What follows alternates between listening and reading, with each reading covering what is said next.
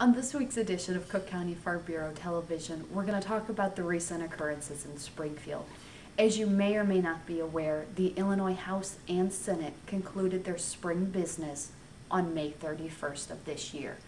We saw two major occurrences. The first one was the new maps for the Congressional and the Illinois House and the Illinois Senate boundaries. And copies of those maps, as well as the Google Earth search, is available on our website. It's www.cook, C as in cat, F as in Frank, B as in boy.org. They're also available on the Public Policy Team's Facebook page. What will happen now with those maps is they will go to Governor Quinn for his signature.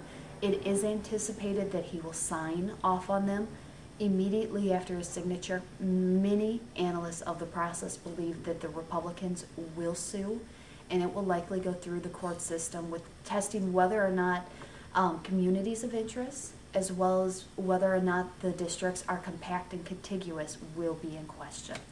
We anticipate that happening very soon after Governor Quinn signs off on those maps. The second major piece was the passage of the state budget. As you may be aware, in the past, we've seen the budget passed before the May 31st constitutional deadline and well after. This year, we saw it passed in the wee hours of the 31st. It was a $33.2 billion plan, which is $2 billion short of what Governor Quinn proposed. Many of the bills worked through the legislative process by first going to committees, holding hearings on certain aspects of the budget, on requests, and then ultimately being passed by that chamber. Looking at education specifically, it is to the Illinois State Board of Education, we're seeing $6.85 billion, which is $171 million less than last year. We're maintaining the per pupil funding at $6,119 per pupil, and we're fully funding the mandated categorical grants, which is something that has not happened in the past. Education funding specifically was a bone of contention. Both of the chambers had passed a budget that was originally lower than what Governor Quinn had requested, and the Senate ultimately did go ahead and put forth legislation increasing education funding just slightly. On the agricultural side, we saw the Cook County Extension being funded $2.7 million. That is a decline.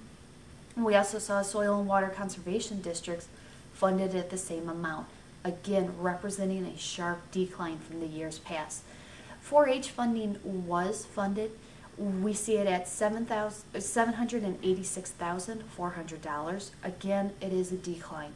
Almost every program across the board saw a decrease in funding. Part of it is just the year. What has become a very common practice in the General Assembly for the past several years is the extension of lapse period funding. So what will happen is the state has longer to pay their bills. Instead of the August 31st deadline, they now have a December 31st deadline.